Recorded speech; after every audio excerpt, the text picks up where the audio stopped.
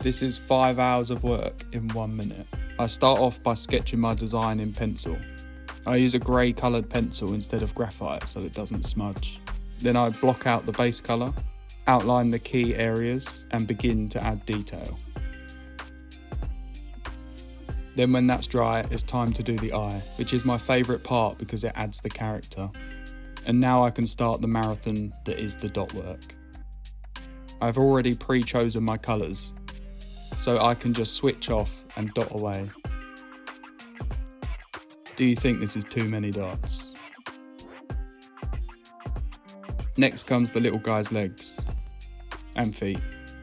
And now comes my second favourite part, which ties the whole piece together, the flower, starting with the petals and then the leaves. If you're wondering why the colour of the bird keeps changing, it's because I kept forgetting to film. But anyway, now comes the final detail. And touch-ups. Before the final step, which is signing and lacquering. And that's how they're made. If you want to see how I make and prepare the bases, then drop a follow because that video is coming next. I hope you're having a good one.